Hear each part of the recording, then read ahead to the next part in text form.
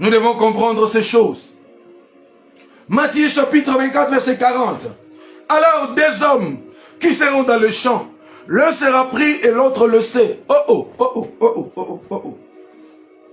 Les deux hommes qui seront dans les champs, le champ c'est l'œuvre de Dieu. Les deux hommes qui travaillent dans le champ, ce sont les deux types de ministres. Dieu va permettre que d'autres ministres, d'autres prédicateurs ratent l'enlèvement. Pourquoi ils doivent rater l'enlèvement?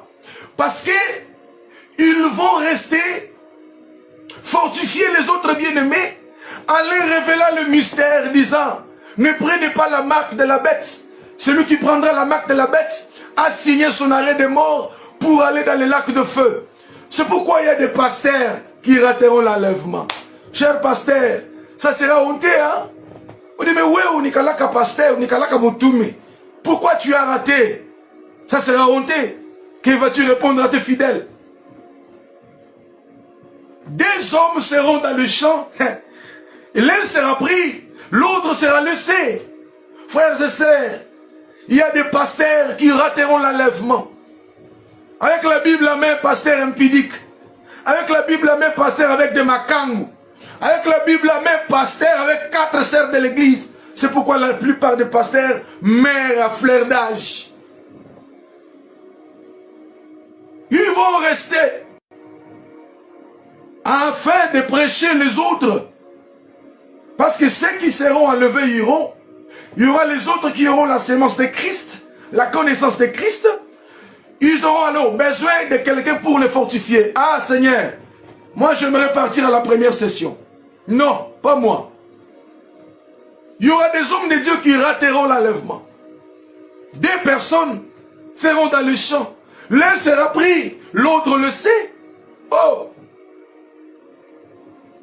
41. Des femmes qui moudront à la mêle. L'une sera prise et l'autre laissée. Les deux femmes qui moudent à la mêle, ce sont aussi les deux ministres. Alléluia. Alléluia.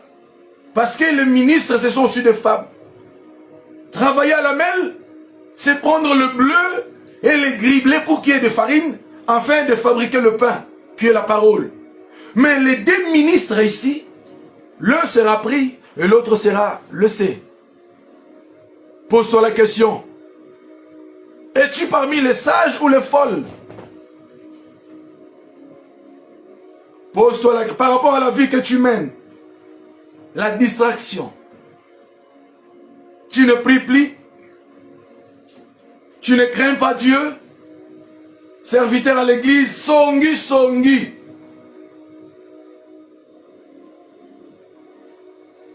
Critiquer dans l'église.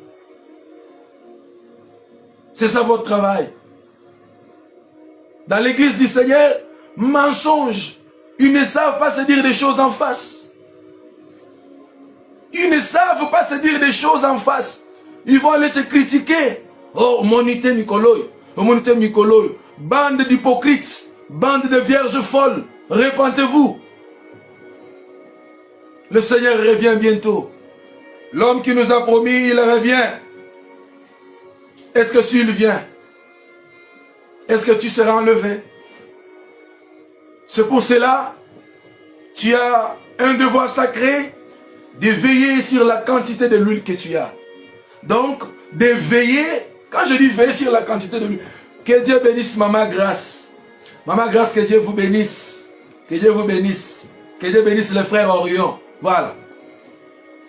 Tu dois veiller à la quantité de l'huile qui te reste. Quand je dis tu dois veiller à la quantité de l'huile qui te reste, c'est-à-dire tu dois veiller à l'état spirituel de ton homme intérieur. N'est-ce pas que tu l'as déjà attristé? N'est-ce pas que tu as attristé le Saint-Esprit? N'est-ce pas que tu as attristé l'Esprit de Dieu?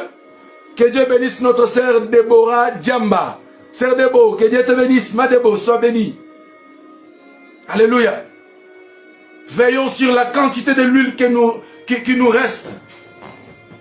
Les autres ont l'huile dans leur vase.